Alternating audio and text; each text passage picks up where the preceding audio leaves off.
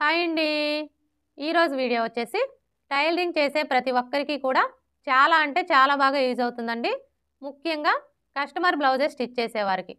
అదేంటంటే మనం బ్లౌజెస్‌ని స్టిచ్ చేసేటప్పుడు నెక్‌కి థ్రెడ్ పైపింగ్ అయితే స్టిచ్ చేస్తాం కదా! అయితే ఈ థ్రెడ్ పైపింగ్‌ని స్టిచ్ చేసేటప్పుడు మనం నార్మల్ థ్రెడ్ పైపింగ్‌ని స్టిచ్ చేసే కంటే కూడా ఈ విధంగా హెమ్మింగ్ పద్ధతిలో థ్రెడ్ పైపింగ్‌ని స్టిచ్ చేసాము అంటే ఇక్కడ చూడండి మనకి పైపింగ్ క్లాత్ అనేది బయటికి కనిపించకుండా ఫినిషింగ్ అయితే చాలా అంటే చాలా నీట్‌గా ఉంటుంది. అలాగే మనం ఇలా స్టిచ్ చేయడం వల్ల కస్టమర్ దగ్గర నుంచి అమౌంట్ కూడా ఎక్కువ తీసుకోవచ్చు. చూసారు కదా! మనకి ఫినిషింగ్ అయితే ఎంత నీట్‌గా వచ్చిందో. ఇప్పుడైతే ఈ థ్రెడ్ పైపింగ్‌ని ఈజీగా ఎలా స్టిచ్ చేసుకోవాలో చూద్దాం. చూడండి మనం హెమ్మింగ్ పద్ధతిలో థ్రెడ్ పైపింగ్‌ని స్టిచ్ చేసుకోవాలి అనుకున్నప్పుడు ఈ విధంగా క్రాస్‌గా ఉండే పీసెస్‌ని కట్ చేసుకోవాలి. అంటే మనం ఏ కలర్ క్లాత్‌తో అయితే పైపింగ్ వేసుకోవాలి అనుకుంటున్నామో ఆ కలర్ క్లాత్‌ని తీసుకొని ఈ విధంగా 1.25 ఇంచుల వెడల్పుతో క్రాస్‌గా ఉండే పీసెస్‌ని కట్ చేసుకోవాలి. అలాగే హెమ్మింగ్ పట్టీ కోసం కూడా ఇలా 1.25 ఇంచుల వెడల్పుతో క్రాస్‌గా ఉండే పీసెస్‌ని కట్ చేసుకోవాలి. మనం ఎంత క్రాస్‌గా ఉండే పీసెస్‌ని తీసుకుంటే మనకి థ్రెడ్ పైపింగ్ అనేది అంత నీట్‌గా వస్తుంది. ఇప్పుడు మనం కట్ చేసుకున్న ఈ పీసెస్‌ని విడివిడిగా జాయింట్ చేసేసుకోవాలి. చూడండి ఫస్ట్ అయితే ఒక పీస్‌ని తీసుకొని ఈ విధంగా పెట్టేసుకోవాలి. తరువాత ఇంకొక పీస్‌ని తీసుకొని ఇలా పెట్టేసుకోవాలి. ఇలా పెట్టేసుకొని ఈ కార్నర్ దగ్గర నుంచి స్టార్ట్ చేసుకొని ఈ కార్నర్ దగ్గరికి ఒక స్టిచ్ వేసుకోవాలి. చూడండి మీరు ఈ స్టిచ్ వేసుకునేటప్పుడు దగ్గర కుట్టు పెట్టుకొని స్టిచ్ చేసుకోవాలి.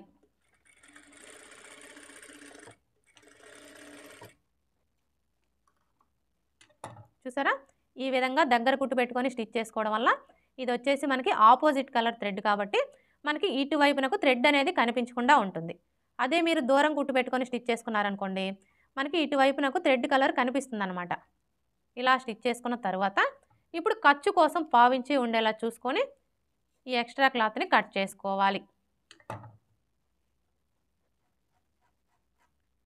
ఇదే విధంగా ఈ పీసెస్ని కూడా జాయింట్ చేసుకోవాలి.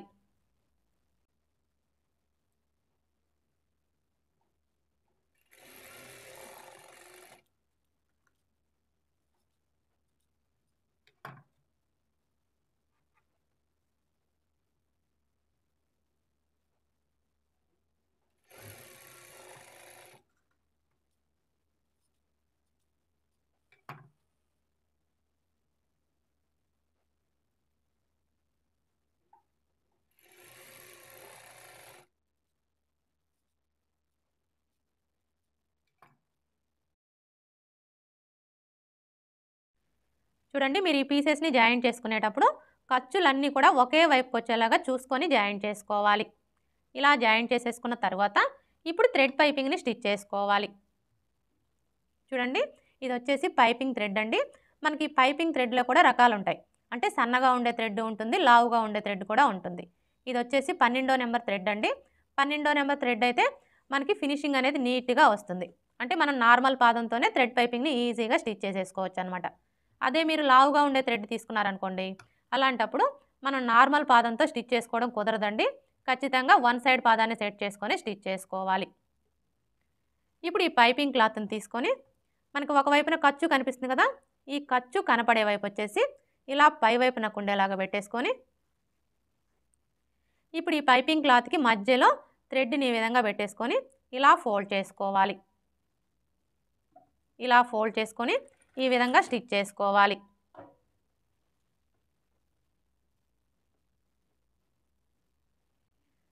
చూడండి మీరు ఇలా స్టిచ్ చేసుకునేటప్పుడు ఈ పైపింగ్ని కొంచెం ఇలా లాగినట్లుగా పట్టుకొని స్టిచ్ చేసుకోవాలి.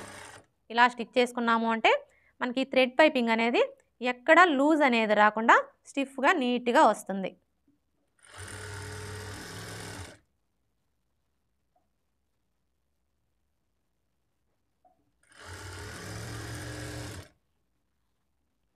మీకు ఒకవేళ నార్మల్ పాదంతో నీట్గా రావడం లేదు అనుకుంటే మీరు వన్ సైడ్ పాదాన్ని సెట్ చేసుకొనైనా స్టిచ్ చేసుకోవచ్చు. అంటే మీకు నార్మల్ పాదంతో థ్రెడ్ పైపింగ్ రావాలి అంటే పాదాన్ని సెట్ చేసుకోవాలండి.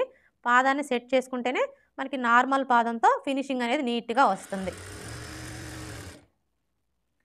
చూడండి ఇక్కడికి వచ్చేసరికి ఈ ఖర్చుని ఇలా ఓపెన్ చేసేసుకొని ఎటువైపున ఖర్చుని అటువైపునకు ఫోల్డ్ చేసుకోవాలి. అప్పుడే మనకి ఫినిషింగ్ అనేది నీట్‌గా వస్తుంది.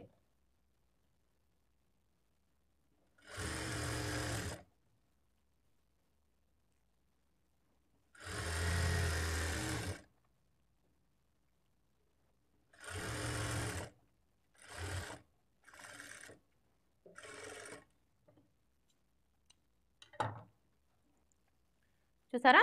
క్లాత్‌ని కొంచెం లాగినట్లుగా పట్టుకొని స్టిచ్ చేసుకున్నాము అంటే మనకి థ్రెడ్ పైపింగ్ అనేది ఎక్కడ లూజ్ అనేది రాకుండా ఫినిషింగ్ అయితే నీట్‌గా వస్తుంది. ఇలా స్టిచ్ చేసుకున్న తరువాత ఇప్పుడు మనకి ఈ పైపింగ్ వచ్చేసి 1/2 ఇంచి వెడల్పు ఉండేలా చూసుకొని ఈ ఎక్స్ట్రా క్లాత్‌ని కట్ చేసుకోవాలి. అంటే మనం బ్లౌజ్‌ని కట్ చేసుకునేటప్పుడు నెక్ వైపున థ్రెడ్ పైపింగ్‌ని స్టిచ్ చేసుకోవాలనుకున్నా, హెమ్మింగ్ పట్టీని స్టిచ్ చేసుకోవాలనుకున్నా, ఖర్చు కోసం 1/2 ఇంచి మార్జినే వదులుతాం కాబట్టి ఇక్కడ మనకి ఈ పైపింగ్ కూడా 1/2 ఇంచి ఉండేలా చూసుకొని ఈ ఎక్స్ట్రా క్లాత్ మొత్తం కట్ చేసుకోవాలి.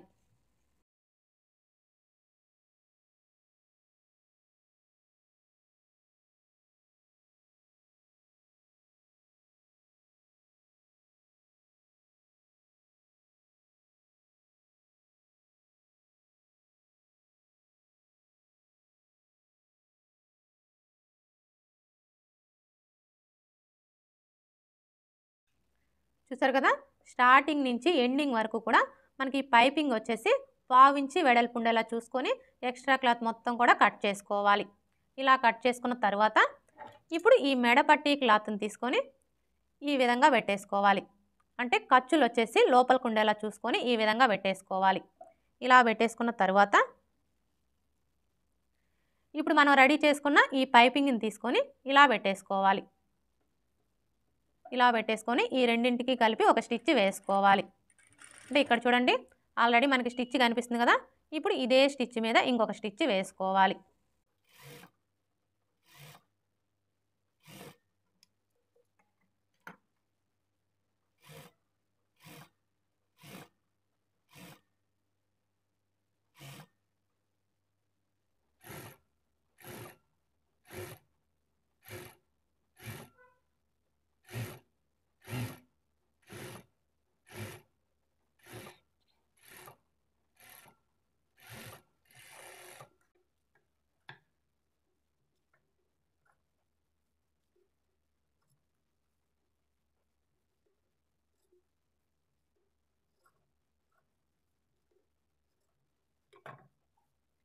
చూసారా?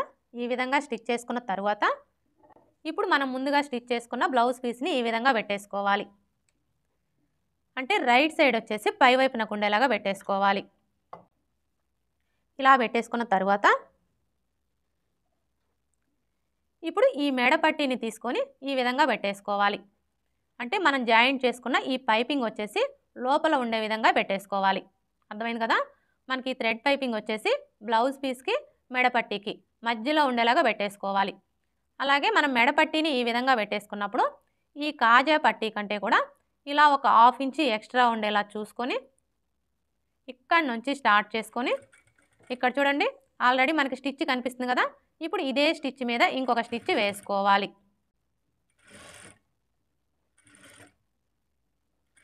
మీరు ఇలా స్టిచ్ చేసుకునేటప్పుడు బ్లౌజ్ పీస్‌ని అస్సలు లాగకూడదండి. లాగకుండా స్టిచ్ చేసుకోవాలి.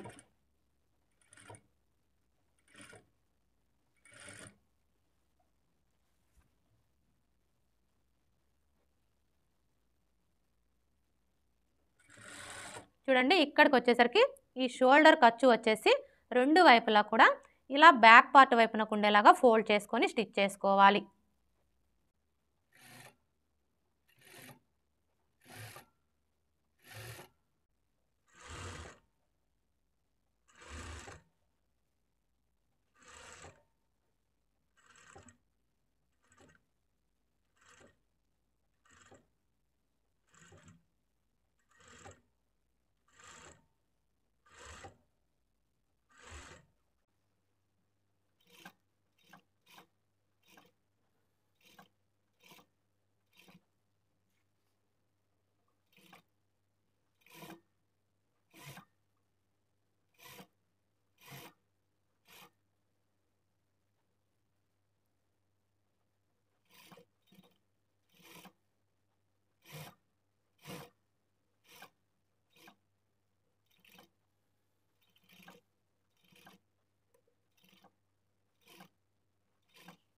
చూడండి ఈ చివరికి వచ్చేసరికి మనకి ఈ మెడపట్టి క్లాత్ వచ్చేసి ఉక్స్ పట్టీ కంటే కూడా 1/2 ఇంచ్ ఎక్స్ట్రా ఉండేలా చూసుకొని ఈ విధంగా కట్ చేసుకోవాలి.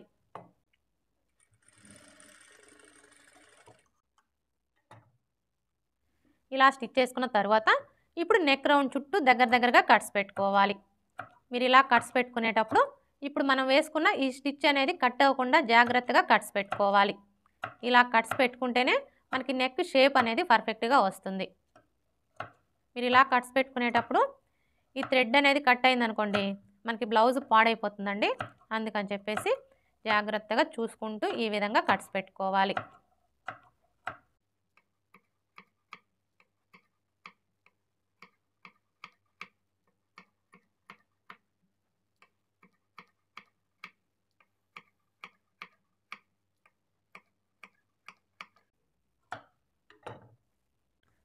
చూసారా ఈ విధంగా నెక్ రౌండ్ చుట్టూ కూడా దగ్గరగా కట్స్ పెట్టుకోవాలి.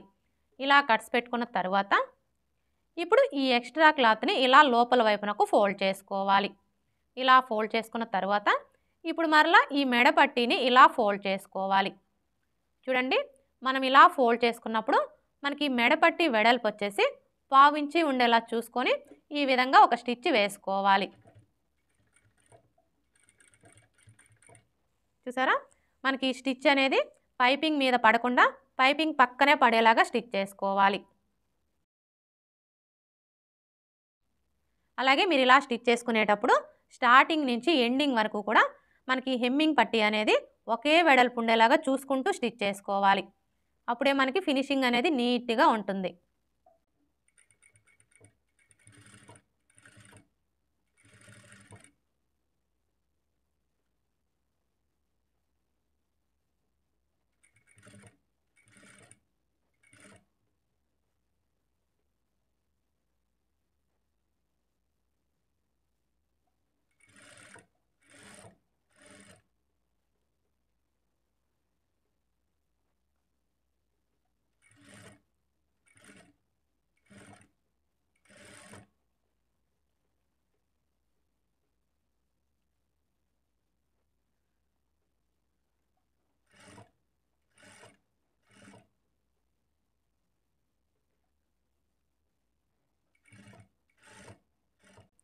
చూడండి ఈ చివరికి వచ్చేసరికి ఈ ఎక్స్ట్రా క్లాత్ని ఇలా ఫోల్డ్ చేసుకొని ఈ విధంగా స్టిచ్ చేసుకోవాలి.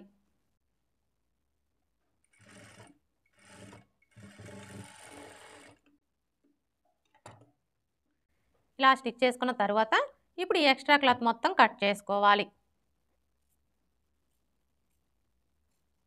మీరు ఈ ఎక్స్ట్రా క్లాత్ని కట్ చేసుకునేటప్పుడు కొంచెం జాగ్రత్తగా కట్ చేసుకోండి. ఎందుకంటే ఒక్కొక్కసారి మనకి లైనింగ్ అనేది కట్ అయిపోతుంది అనమాట.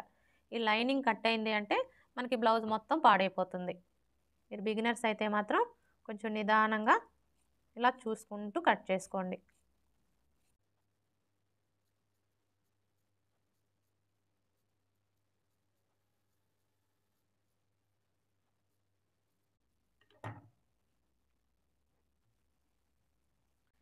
ఇలా కట్ చేసుకున్న తర్వాత ఇప్పుడు ఈ మెడ పట్టీని ఇలా ఫోల్డ్ చేసుకొని మీరు హెమ్మింగ్ కావాలంటే హెమ్మింగ్ వేసుకోవచ్చు. హెమ్మింగ్ వద్దు అనుకుంటే మిషన్ కుట్టైనా వేసుకోవచ్చు. అది మీ చాయిస్ అండి. ఓకే ఫ్రెండ్స్, చూసారు కదా హెమ్మింగ్ పద్ధతిలో థ్రెడ్ పైపింగ్ ఎలా స్టిచ్ చేసుకోవాలో. ఇలా స్టిచ్ చేయడం వల్ల ఇక్కడ చూడండి మనకి పైపింగ్ క్లాత్ అనేది బయటికి కనిపించకుండా ఫినిషింగ్ అయితే చాలా అంటే చాలా నీట్గా వస్తుందండి. చూసారు కదా మనకి ఫినిషింగ్ అనేది ఎంత నీట్గా వచ్చిందో. అలాగే మనం ఇలా స్టిచ్ చేయడం వల్ల కస్టమర్ దగ్గర నుంచి అమౌంట్ కూడా ఎక్కువ తీసుకోవచ్చు. బొటిక్స్లో ఇలా స్టిచ్ చేస్తారు కాబట్టి వాళ్ళు అమౌంట్ కూడా ఎక్కువ తీసుకుంటారండి. ఈ వీడియో కనుక మీకు నచ్చినట్లయితే లైక్ చేయండి, షేర్ చేయండి, అలాగే సబ్స్క్రైబ్ చేసుకోండి. Thanks for watching.